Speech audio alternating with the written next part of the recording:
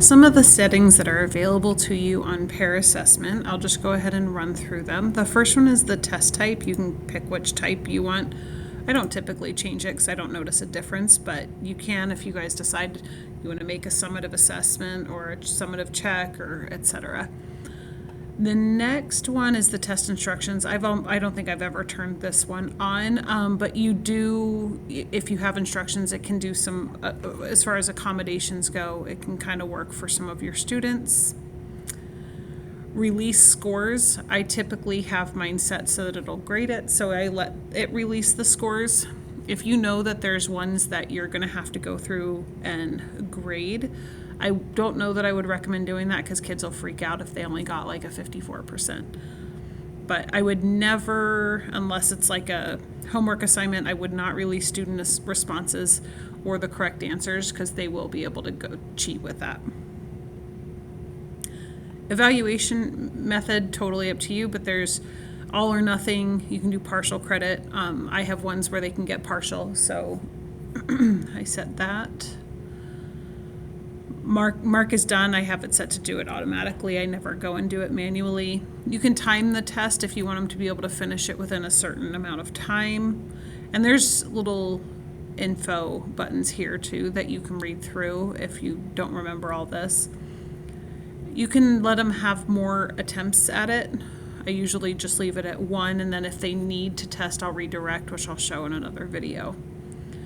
There's a check answers option, and this will decide how many for all questions. So there will be a check answer button that appears. I'll try to show you guys what that looks like, but there'll be a check answer button. It lets them do it. To see if it's right or wrong, it doesn't tell them what the right answer is. This one I've personally never used, but if you have something that you're doing on paper, let's see, you will, like that one, they have to write the answer out on paper, I guess. This one you can decide what test interface. I always just leave it on Pear Assessment. I do think this test nav might be worth testing out just because I think that can help us kind of with locking the test down, but I haven't played with it yet. On this one, you can decide which calculator you want to show. I usually will just allow the graphing calculator, or the state approved graphing calculator sometimes pops up. If you have a rubric, you can show it to students. If you want to create hints, you can show those to students. I don't usually do that either. And then if there's a reference material, like it says like a formula sheet, periodic table or something, if you want them to have a reference material, you can do that on the, like by question, or have it available to them. Under this, these are different accommodations. The magnifier, I will try to show that in a separate video as well. Don't use the magnifying glass, it's awful. I'll show you a better way to do that. There's a scratch pad, skip alert, upload student work. I don't change too many of those, to be honest. The keypad depends. If you have somebody, if they're using some type of math, like say they have to put pi in their answer, you might want to let them have a keypad. If all they're doing is typing numbers, I always choose no keypad, and the reason why is because then it doesn't pop up in front of their test the entire time. Usually it can get a little frustrating, so I set it to no keypad, unless there's some type of math symbol that they're going to need. In that case, you want to change that. These are accommodations that you can use. I have not practiced with these too much.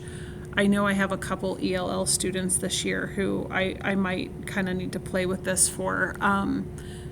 You can get text to speech. I know that's an accommodation for students as well.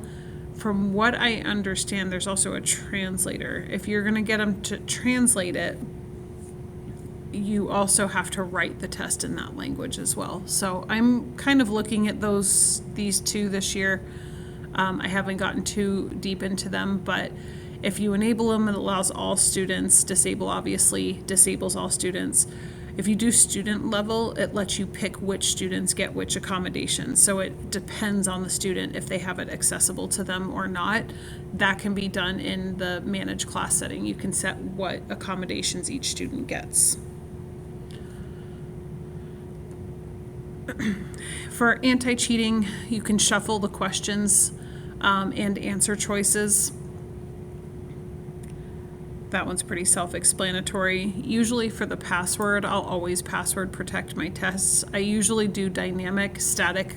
If you accidentally forget and leave it open, another student can get into it, like they can tell them the password or something like that.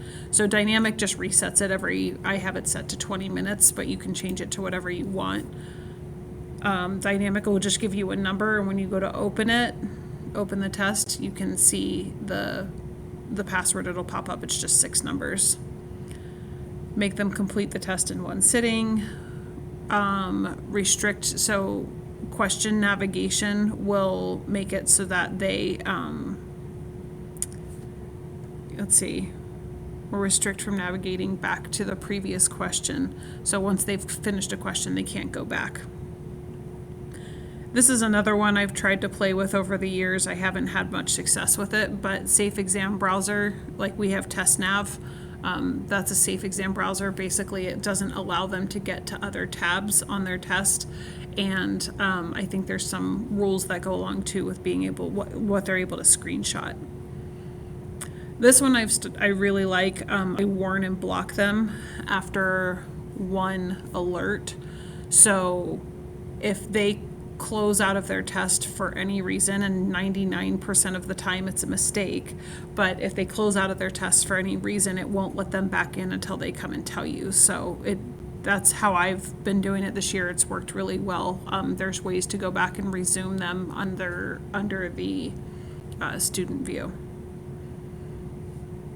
This is really good for what we're trying to do this year with all the data and whatnot. You can attach a standard to a question and you decide what proficiency is, so you can kind of change these around.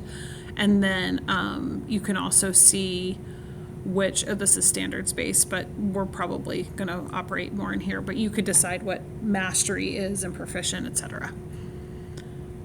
Okay, that is all of the settings available to you. There's a couple more I'll kind of add on to, but that's it for right now.